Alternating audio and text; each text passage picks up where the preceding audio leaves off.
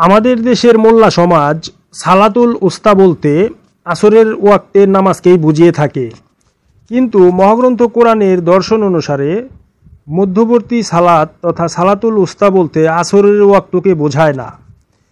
এবার আসুন আসল কথায়।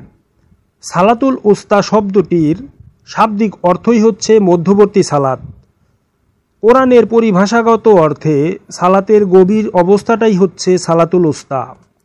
এই জন্য ইহা দ্বারা ধ্যানের গভীর অবস্থার মধ্যে অথবা জেহাদের মধ্যে মনের সালাত ভাবের দৃঢ়তা রক্ষা করা বোঝায়।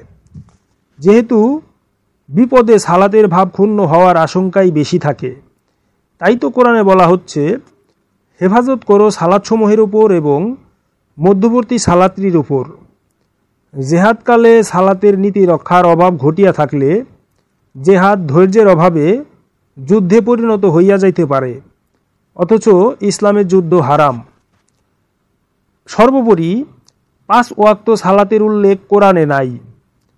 তথাপি যুক্তির খাতিরে যদি মানিয়া লিতেও হয়, তবে সালাতসমূহের সঙ্গে আসর অথবা ফজরের নামাজও রহিয়াছে এবং মধ্যবর্তী সালাত কথা দ্বারা ইহাকে এই 5টি বা তাহাজ্জুদ সহ 6টি হইতে আলাদা করিয়া দেখানো হইয়াছে।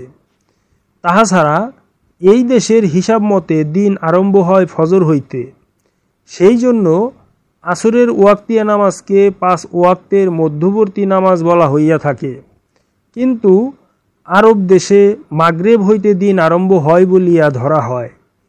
সেই অনুসারে তথাকথিত 5 ওয়াক্তের মধ্যবর্তী সালাত হইল ফজরের সালাত। ইহা ছাড়া আনুষ্ঠানিক 5 ওয়াক্ত 5টি নহে, আনুষ্ঠানিক ওয়াক্ত হচ্ছে তাহাজ্জুদ সহ 6টি।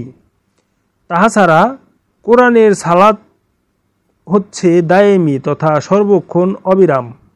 মোট কথা, মহাগ্রন্থ কোরআনের আলোকে সালাত বলতে যা বোঝায় তার মূল দর্শন হচ্ছে দায়েমি সালাত।